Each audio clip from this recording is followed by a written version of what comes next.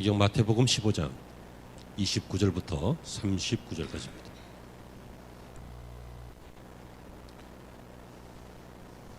마태복음 15장 29절부터 39절까지입니다. 제가 먼저 읽고 다음 절 여러분 읽으시면서 교독하십니다. 예수께서 거기서 떠나사 갈릴리 호숫가에 이르러 산에 올라가 거기 앉으시니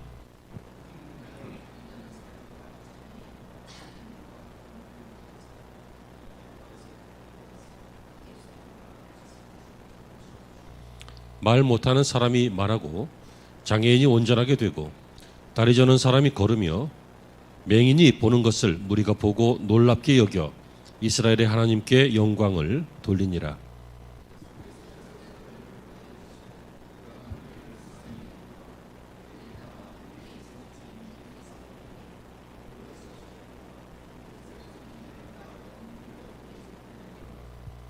제자들이 이르되 광야에 있어 우리가 어디서 이런 무리가 배부를 만큼 떡을 얻으리이까?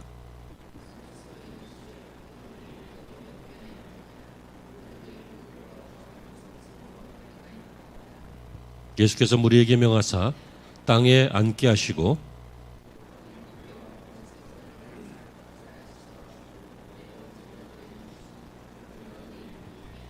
다 배불리 먹고 남은 조각을 7 광주리에 차게 거두었으며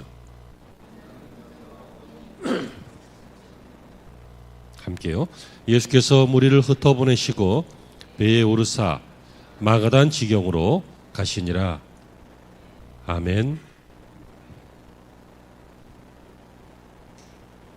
할렐루야. 당신은 축복의 주인공, 축복의 원년의 주인공입니다. 시작. 혼자 계신 분들은 이렇게 하시고요. 나는 축복의 원년의 주인공입니다. 믿으십니까? 우리 예수님께서는 인생을 행복하게 만드시는 분이십니다. 언제든지 무엇에든지 어떤 곳이든지 예수님은 사람들을, 상황을, 사건을 행복하게 만드셨습니다. 오늘 본문 30절에 보시면요, 다리 저는 사람에게는 걸을 수 있게 해주셨습니다. 여러 장애인들도 고치셨다라고 되어 있습니다. 암흑 속에서 살아가던 맹인된 사람을 빛이 보이도록 그 눈을 고쳐주셨고, 말 못하는 그 입술에 혀가 굳고 음성을 낼 수 없었던 그 입과 그 주변 구조물을 주님께서 깨끗이 치료하셔서 말할 수 있도록 도우셨습니다. 왜냐하면 사람은 하나님께로 가는 발이 필요하기 때문이고, 사람은 하나님의 음성을 듣는 귀, 하나님의 영광을 보는 눈이 필요하기 때문이며, 사람은 하나님을 찬송하고 예배하는 입술이 필요하기 때문에 우리 주님께서는 그러한 것들을 고쳐주셨습니다. 주님은 몸만 고쳐주신 것이 아니라 그들을 먹여주시기도 하셨습니다. 32절 보시면요, 주님을 따르던 군중들이 지금 사흘째, 3일째 따르고 있다라고 기록되어 있죠. 그러니까 저희들 대부분이 먹을 것이 거의 다 떨어졌습니다. 주님이 보신 광야의 군중들은 지금 여러 끼 먹지 못한 상태였기 때문에 기진맥진하였다. 성경에 기진하여 이렇게 나오죠. 그런 상태가 이르렀고 저희들은 힘이 다 빠졌어. 마치 여러분들처럼 힘을 내세요. 뭐 이렇게 아직도 잠이 안 깬 것 같아. 앞에 3줄. 자, 이렇게 힘이 다 빠져서 주님의 말씀을 겨우 듣는 것 같은 그런 모습이었습니다. 그래서 주님이 걱정하셨습니다.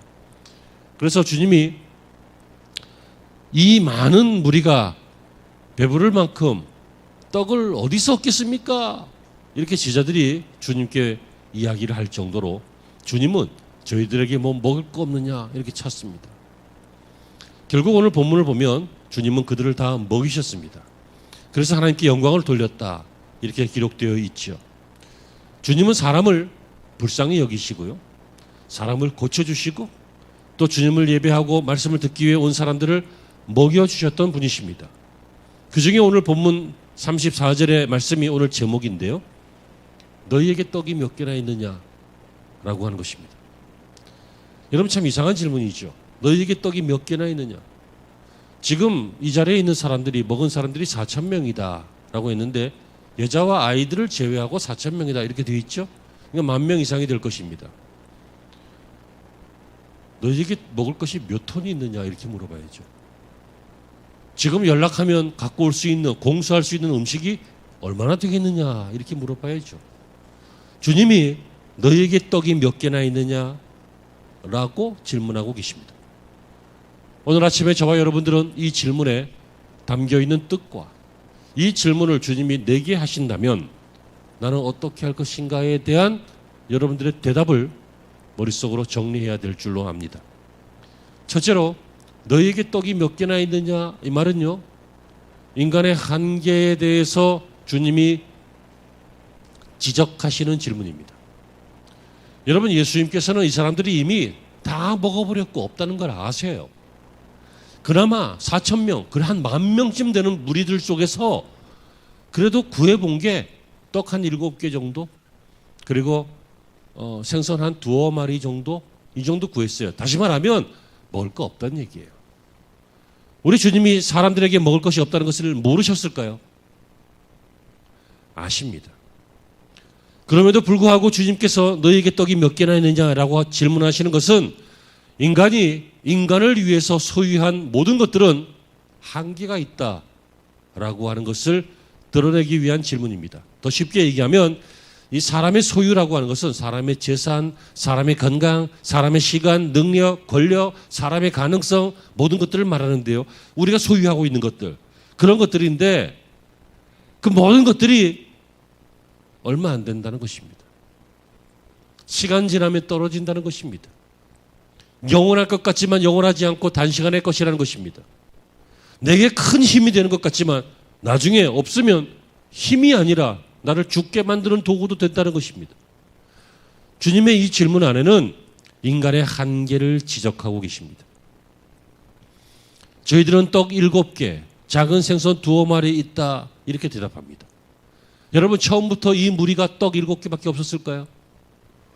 처음에 각자 가지고 온 도시락들, 각자 가지고 온 식량들을 전부 합쳤다면 처음에는 이 10,000명의 식량이 수십 톤이었을 것입니다. 우리의 젊음에는 시간이 수십 톤이 있습니다. 우리가 사업을 잘하면 재물이 수십 톤이 될 수 있습니다. 우리가 공부를 많이 하면 우리의 지식이 수십 톤이 될 수 있습니다.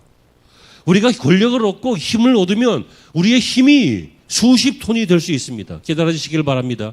우리가 이 땅을 살아가는 동안에 우리가 가지고 있는 우리의 소유가 이렇게 많을 수 있습니다. 그러나 사흘만 지나면 떡 7개밖에 안 돼요.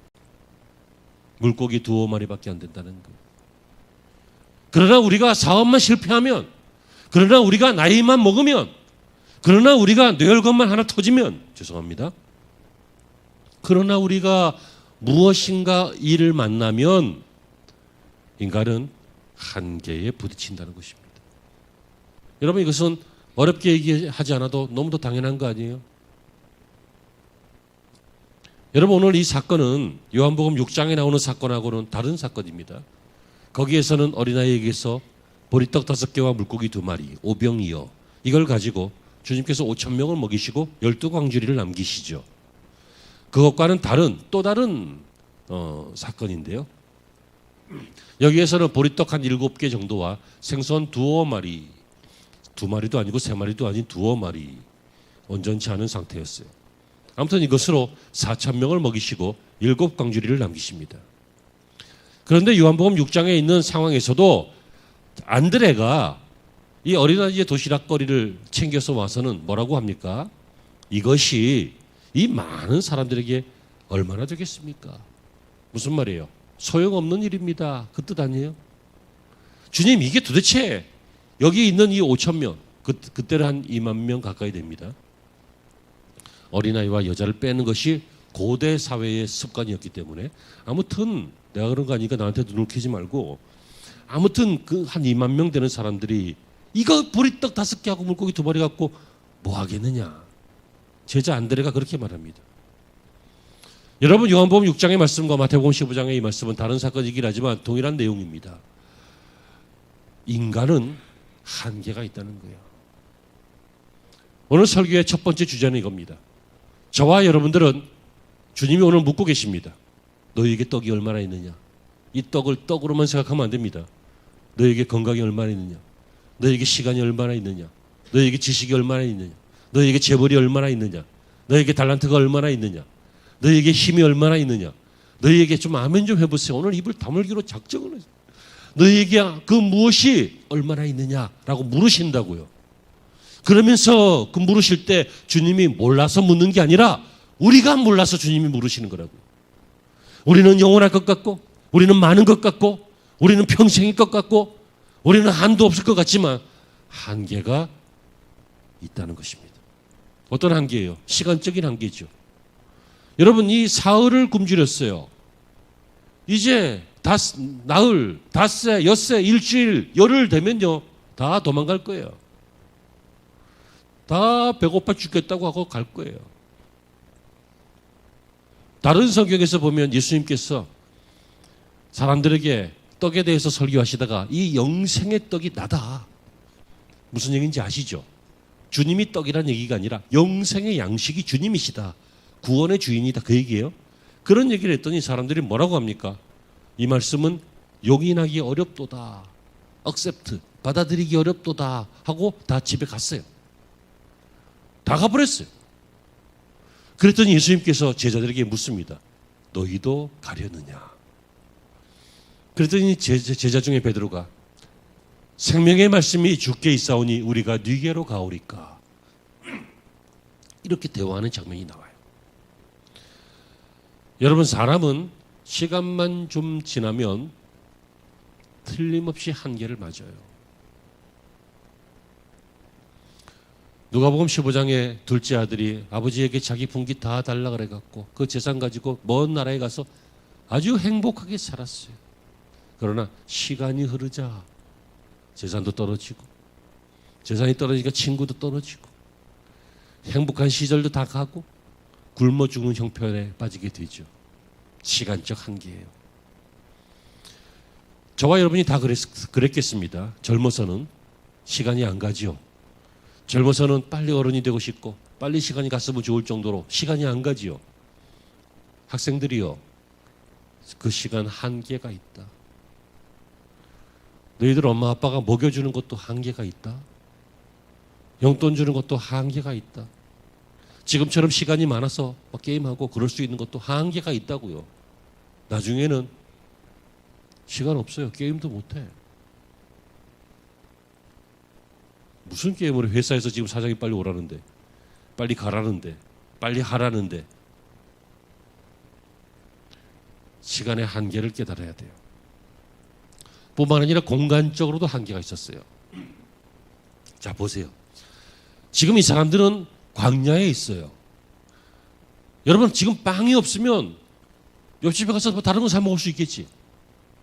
먹을 게 없으면 그 근처에 어디 다녀서 구해서 먹을 수 있겠지. 근데 지금 광야예요.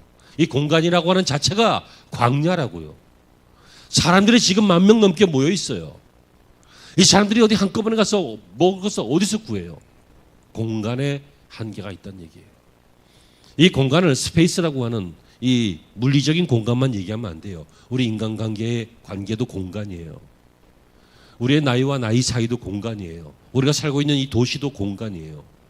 뭐 다 구할 것 같죠? 정말 필요할 때 구할 수 없어요. 친구 많죠? 근데 정말 친구 몇 명이나 돼요. 예전에 제가 집에 놀러 온 학교 친구에게 우리 아버지가 누구냐 물어봐서 친구예요 그랬더니 알면 다 친구냐 그러시더라고요. 그래서 노인네가 왜 시비를 거나 그런 생각을 했는데 어른이 되고 나서 보니까 맞아요. 알면 다 친구입니까? 친구란 곁에 두고 오래 사귀는 사람들이에요. 물론 그 사이에 좋은 것도 있지만 나쁜 것도 있겠죠.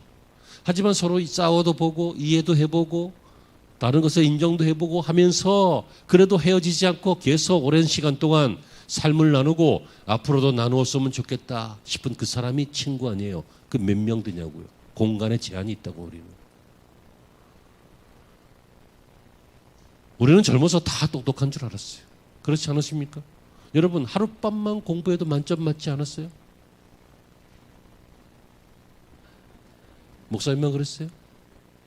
아니 암기 과목 정도는 하룻밤 정도 외우면 다 외우지 않아요? 이 사람들은 여러분들이 안 해봤어. 그래 해봐봐. 학생들 한번 해봐봐. 다 외울 수 있어요. 어떤 사람은 창세기도 외우더라. 교회도 안 나가면서. 아 괜한 얘기했다. 못 들은 걸로 해요. 죄송합니다. 아무튼 그런데 한계가 있다고요. 자, 오늘 설교의 첫 번째 요지는 이거예요. 우리는 시간적으로도 공간적으로도 우리의 소유에는, 이 소유는 소유물만이 아니라 재능, 건강, 시간, 학벌, 권세 다라 그랬어요. 이런 것들이 한계가 있다는 거예요. 그래서 우리는 이 시간 한계의 의식을 가져야 돼요. 목사님 주일날 주님을 예배하기 위해서 왔는데 소망 있는 소리 좀 하시지. 왜 인간이 한계가 있다고 합니까? 왜 인간은 제한되어 있다고 합니까? 왜 소용없는 것이라고 합니까? 우리의 소유가 결국은 사라진다고 왜 자꾸 강조하십니까? 아, 심히 불쾌합니다 라고 하시는 분들은 안 계시겠죠. 하지만 그런 마음이 들 수 있습니다. 근데 한번 생각해 보십시다. 여러분 인류의 발전이 한계가 없는 것처럼 보입니다. 인류가 얼마나 발전하는지 막 엄청나게 발전합니다. 산업혁명 이후에 그 힘으로 막 엄청난 발전, 사람들의 편의를 제공하고 그랬습니다. 그런데 여러분 산업혁명이 만들어낸 것이 무엇입니까? 결국 전쟁입니다. 사람이 막 발전하고 막 더 인생이 좋아지고 이 사회가 문화가 발전하고 좋아지니까 결국 만들어진 것이 무엇입니까? 인간 혐오입니다. 사람은 언제나 가능성이 있다. 사람들은 긍정의 생각을 해야 된다. 긍정적으로 살아야 된다. 더 잘 될 수 있다. 더 발전할 수 있다. 부정적인 생각을 버려라. 뭐 안 된다고 하지 마라. 긍정의 힘으로 살아라. 이렇게 말합니다. 여러분 긍정의 힘, 이게 삶의 자세로는 유익한 면이 없지 않습니다. 있습니다. 하지만 긍정의 힘을 믿는 것은 신앙의 자세는 아닙니다. 사람에게 무슨 긍정이 있습니까? 죄인인데. 사람에게 무슨 소망이 있습니까? 죽고 나면 지옥 가는데, 심판받는데. 사람에게 무슨 가능성이 있습니까? 배워서 남주지 않고 배워서 폭력을 쓰고, 돈 벌어서 폭력을 쓰고, 권세를 얻어서 폭력을 쓰고, 먹을 걸 가지고 더 다른 사람들을 죽이는 폭력에 사용하고, 이런 일들은 우리는 아닌지 몰라도 우리도 시대를 잘못 만나거나 우리도 지도자를 잘못 만나거나 우리도 어떤 역사적 시점에 가게 되면 그럴 수 있다는 것입니다. 그게 어디에서 나와요? 역사에서 나오잖아요. 여러분 사도들이, 제자들이 뭐라고 해요? 나는 이제 죽었다. 나의 옛사람은 죽었다. 그리고 새 사람이 다시 태어났다. 또 오호라 나는 곤고한 자로다. 곤고하다. 나는 죄인 중에 괴수다. 자기를 부정해요. 나는 이제 죽었다. 그리고 이제는 내 안에 그리스도께서 사신다. 나는 죽었고 없고 예수 생명이 내 안에 있다. 나를 부정한다고. 여러분 지금부터 잘 들으세요. 나를 부정할 줄 알아야 내가 죄인인 것을 고백할 수 있어요. 그리고 내가 죄인임을 고백해야 죄사함을 받아요. 그리고 죄사함을 받아야 구원을 받는 거예요. 그러므로 기독교 신앙은 나를 부정함으로 생명을 얻는 거예요. 이게 간단한 것 같지만 굉장히 이해하기 어려워요. 그리고 세상 사람들은 받아들이기 어려워요. 그래서 기독교를 부정적인 종교로 오해해요. 하지만 여러분 잘 들으셔요. 오해하지 말고 잘 들으세요. 나를 부정하는 것이 하나님을 긍정하는 거예요. 나의 한계를 인정하는 사람만 나의 한계를 주님께 맡기기 때문에 주님의 가능을 내 인생을 통해서 경험하게 돼요. 우리는 주님이 뭐 하시는지 몰라요. 왜요? 내가 다 하니까. 여러분 긍정의 힘, 굉장히 삶의 자세는 유익합니다. 그러나 긍정한다고 구원받지 않습니다. 인간의 한계를 인정하는 부정의 힘은 이해하기 쉽지 않고 어려울 수 있으나 예수 안에서 다시 태어나는 신앙의 중요한 첫걸음입니다. 나를 부정하는 것. 자, 오늘 설교의 첫 번째 요지 이겁니다. 인간은 한계가 있다. 너희에게 떡이 몇 개나 있느냐? 이 주님의 질문은 너희 인생은 한계가 있지 않느냐? 라고 하는 예수님의 질문인 것입니다. 두 번째, 이 질문을 하는 예수님의 의도는 주님의 가능성을 보여주는 질문입니다. 여러분, 우리의 불가능을 묻는 질문이고 동시에 예수님의 가능성을 보여주는 질문입니다. 너에게 떡 몇 개나 있느냐? 너희는 없지, 안 되지, 할 수 없지, 막막하지, 불가능하지. 그러나 이 속에 그 불가능한 인간의 떡을 가지고 기적을 베푸시는 예수님을 보여주는 예수님의 가능을 보여주시는 질문이라는 것이에요.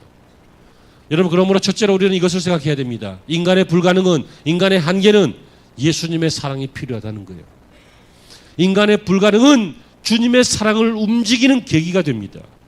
여러분, 우리가 불가능하니까 주님께서 32절에 뭐라고 하십니까? 내가 무리를 불쌍히 여기노라. 내가 먹을 게 없으니까, 내가 한계를 만났으니까. 그렇죠? 내가 주님 말씀 듣다가 광야에서 3일째 지금 굶고 있으니까, 나는 지금 이 먹을 거 먹고 하니까 나의 이 불가능은 주님의 사랑이 필요하죠. 그래서 주님이 이 불쌍한 사람들을 어떻게 여기셨다고요? 불쌍히 여겼다, 사랑하셨다, 그 얘기예요. 여러분, 주님께서 목자 없는 양같이 헤매는 무리를 보실 때 마태복음 15장 32절에 불쌍히 여기셨습니다. 누가복음 7장 13절에 나인성의 과부가 자기 자식이 죽고 막 울면서 그 상여 뒤를 따라갈 때 주님이 그 어머니의 마음을 아시고 불쌍히 여기셨습니다. 여러분, 여리고성에서 소경이 보기를 원할 때 그 어둠 속에서 사는 인생이 불쌍해 보이셨습니다. 그래서 그를 고쳐주셨죠. 그러므로 여러분, 우리의 한계는 정말 못해 먹겠네, 이게 아니라 정말 살 길이 없네, 이게 아니라 우리의 한계는 내가 이따위로 살아야 돼, 하나님이 있는 거야 없는 거야, 그게 아니라 우리의 한계는, 우리의 불가능은 주님의 사랑을 필요로 하는 것입니다. 그런데 이때 원망하는 사람은 원망과 좌절 속에서 인생이 무너지고 말 것입니다. 중요한 것은 주님께 아뢰어야 한다는 거죠. 주님, 먹을 거 없어요. 얘기해야 돼요. 주님, 건강이 없어요. 주님, 내가 재능이 없어요. 주님, 내가 성실함이 없어요. 주님, 내가 친구가 없어요. 주님, 내게 무엇이 없어요. 나의 이 부족함을, 나의 한계를 인정하고 주님께 고백할 때 주님이 불쌍히 여겨주시고 주님이 사랑으로 움직이시기 시작한다는 거예요.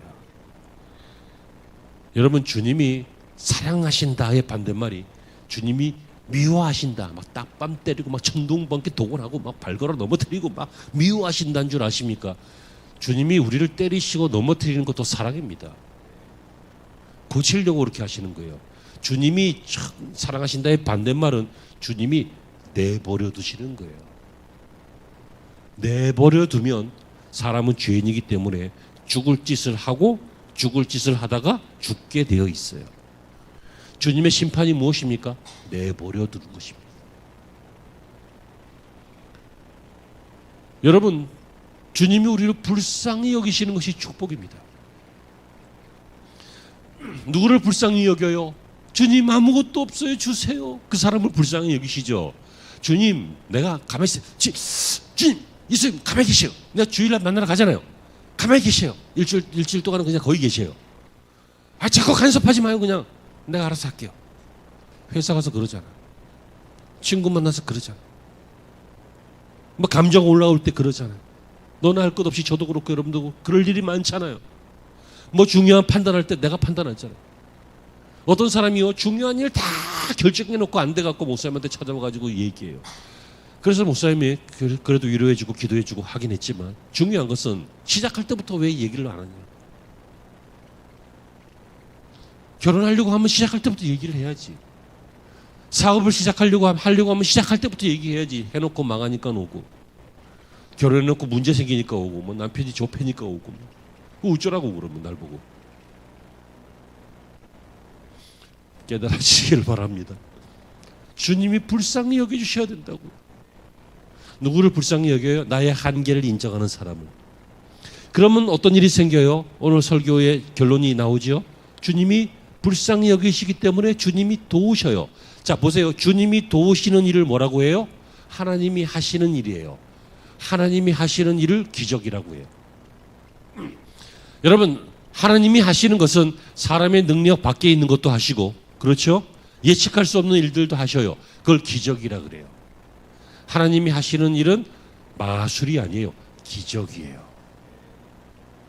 그 주님이 어떻게 하셨어요? 그거 갖고 와라. 뭘요? 너의 불가능 갖고 와라. 우리의 불가능이 뭐예요? 물고기 7마리예요. 떡 7개예요. 그리고 좀 부서진 물고기 한 2마리. 그거 갖고 와라. 이거 어디다 쓰려고요? 아무 쓸데없어요. 갖고 와라. 그러나 이것으로 4,000명 혹은 10,000명쯤 되는 사람들을 다 먹이시고도 7광주리가 남을 만큼, 다시 말하면 부족하지 않도록 충분히 나눠주시고, 자기를 따르는 자들을 줄이지 않게 하여 주시고, 불쌍히 여기셨기 때문에 기적도 내려주시고, 이들의 불가능을, 이들의 한계를 주님께서는 가능으로, 그리고 기적으로 바꾸어 주셨다는 것입니다. 여러분, 이 말씀이 믿어지십니까? 이 말씀이 또 깨달아지십니까? 우리가 할 일이 무엇입니까? 여러분, 열심히 사십시오. 성실하게 사십시오. 이것은 세미나입니다. 설교는요, 열심히 살고 성실히 사는 것보다 훨씬 중요한 게 있습니다. 하나님과 함께 사는 것입니다.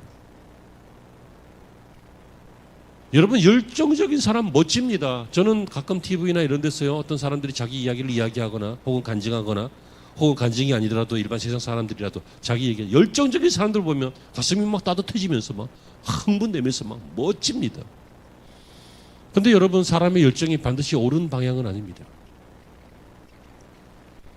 자기 민족을 너무도 사랑하고, 자기 민족을 너무도 귀하게 여기고, 자기 민족을 위해서 자신의 인생을 헌신하겠다라고 했던 사람이 있습니다.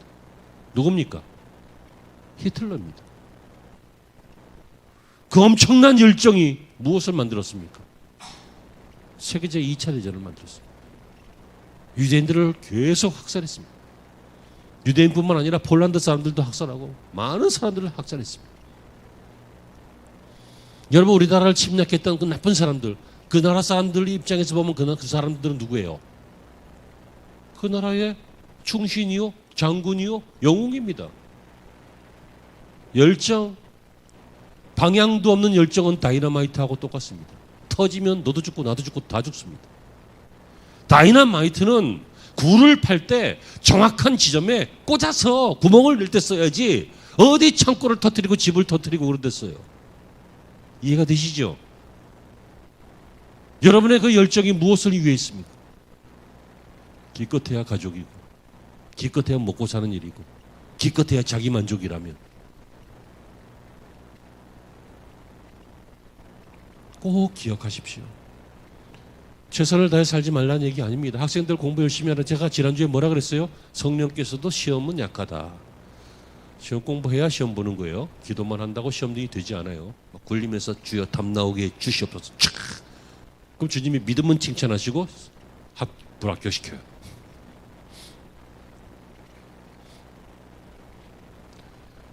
열심히 사세요. 최선을 다하세요. 열정도 가지세요. 그리고 긍정의 힘, 긍정적으로 생각도 하세요. 그러나 정말 중요한 것을 잊지 마세요.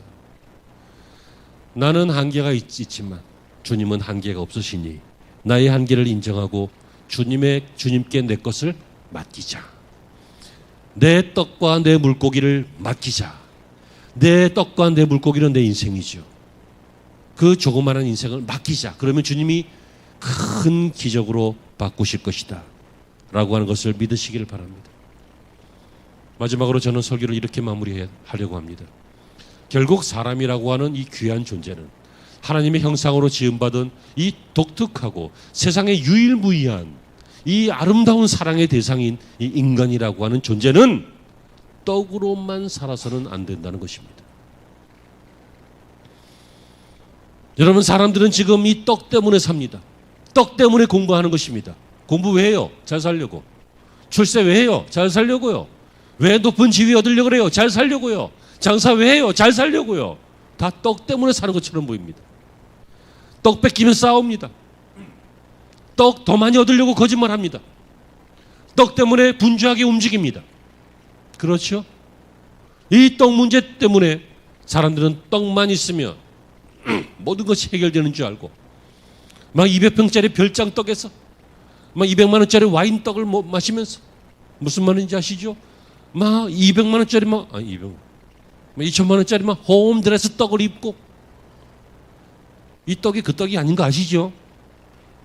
인간의 모든 과학과 문명과 기술과 나의 재능과 모든 것들 이 떡만 있으면 되는 줄 알고 떡을 쌓아놓고 사는데 결국 사흘만 지나면 인생의 어느 시점만 지나면 줄이게 되어 있고 그 영혼이 굶주리게 되어 있는 것이 하나님의 형상으로 지음받은 인간입니다. 깨달으시기를 바랍니다.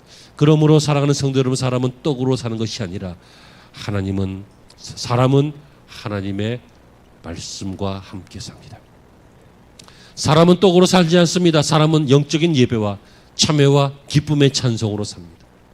사람은 떡으로만 살지 않습니다. 사람은 신앙의 사업을 일구고 그 열매와 보람으로 즐거움으로 사는 것이 사람입니다.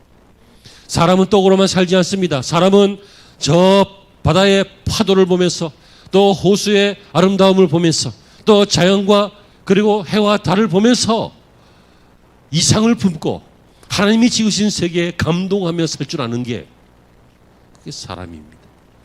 사람은 떡으로만 살지 않습니다. 아름다운 멜로디를 느낄 줄 알고 속삭이는 바람소리를 느낄 줄 알고 예술적인 감각을 가지고 예술의 감동을 받으면서 살아가는 것이 그게 사람입니다. 공산주의자들은 이 예수가 아니라 예술을 없애려고 했잖아요. 사람은 떡으로만 살지 않습니다. 사람들은 우리보다 앞서간 사람들의 지혜와 그리고 성자들의 신앙의 모범과 그리고 의인들의 발자국을 따라갈 줄 아는 것이 사람입니다. 사람은 떡으로만 살지 않습니다. 사람은 나라를 사랑하고 민족을 염려하고 비전과 사명을 가지고 살아가는 것이 사람입니다. 사람은 떡으로만 살지 않습니다. 사람은 하나님을 사랑하고 예수 그리스도의 속죄의 은혜에 감격하면서 그 복음과 함께 움직이고 복음과 함께 성장하면서 사는 것이 사람인 것입니다. 사람은 떡으로만 살지 않습니다.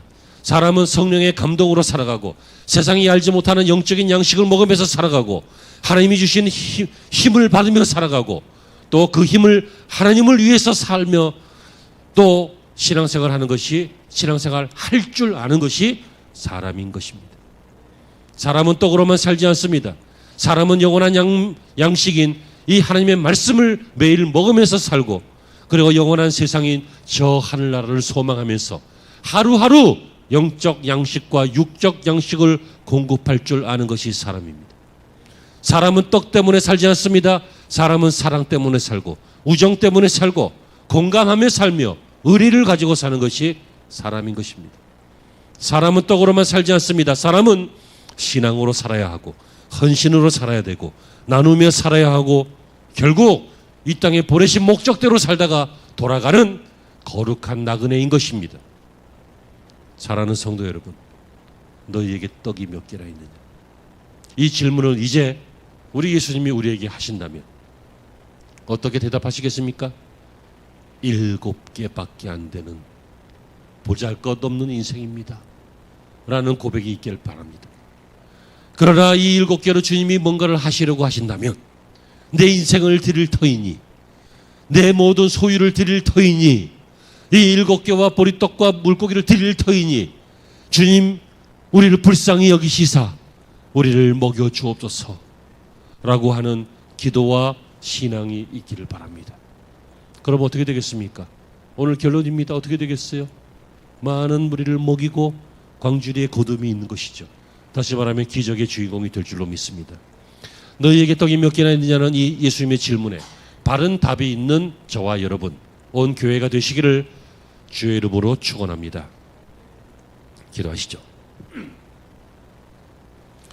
하나님, 우리는 대단한 것을 가지고 있는 줄 알지만 몇 개의 떡만 가지고 있습니다. 그것도 우리의 인생의 뒤안길에서는 먹을 수도 없고 쓸 수도 없을 것입니다. 믿을 만한 것이 못 됩니다. 이 모든 것들 잘 듣고 깨닫고 기억하고 간직하게 하여 주옵소서. 그래서 떡 때문에 허비하는 인생이 아니라 영적인 양식을 겸하여 먹을 줄 아는 멋진 인생, 빛나는 인생, 가치 있는 인생, 아름다운 인생, 주의 백성의 인생이 되게 하여 주시옵소서. 저희의 떡이 혹 한두 개일지라도 주님은 10,000명도 먹이실 줄로 믿습니다. 우리의 작은 재능, 우리의 작은 소유, 그러나 주님 멋지게 사용하여 주시옵소서. 그래서 기적의 도구, 주님의 사랑의 표현의 도구가 되게 하여 주옵소서. 예수님의 이름으로 기도합니다.